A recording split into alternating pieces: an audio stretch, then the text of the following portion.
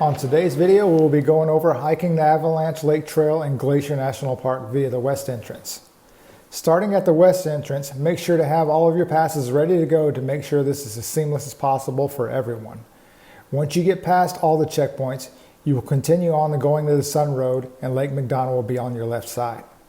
It's about a 10-mile drive to get past the lake, so feel free to stop and check out the lake, take some pics, take a dip, whatever. It's definitely worth the stop.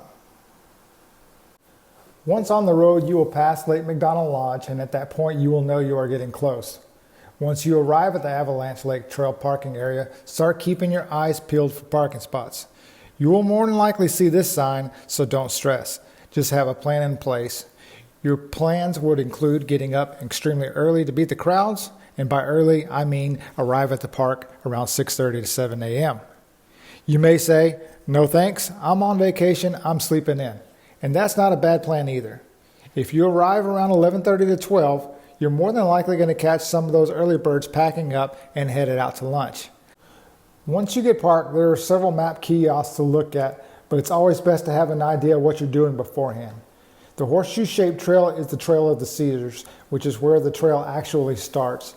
From there, follow the signs on the trail to the Avalanche Lake Trail. Trail of the Cedars is beautiful with boardwalks and huge cedar trees. Once you get on Avalanche Lake Trail, it starts getting a little more rocky with beautiful moss-covered rocks. You'll soon come across Avalanche Creek as it cuts through all the rocks. The entire hike is roughly 6 miles, and if you decided, hey, that's too much, just staying along the river, then turning around is not a bad plan.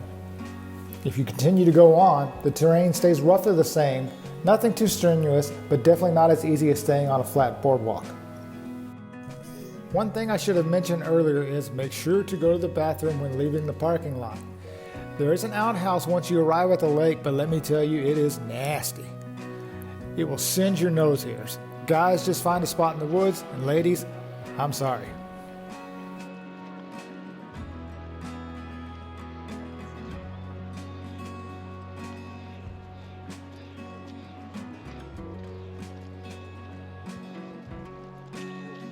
You finally made it to Avalanche Lake.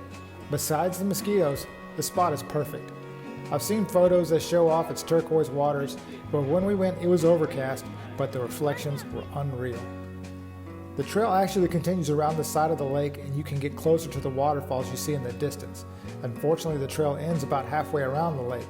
I'm not saying you can't make it past, I just wouldn't recommend it. All the little waterfalls you see here are being fed by the Sperry Glacier you see on the map here. Now when you start heading back, make sure you have all the photos on the lake and the surrounding area that you want. Picture spots are everywhere on this trail. This is such a great hike for everyone. Very beginner to intermediate hike with great rewards.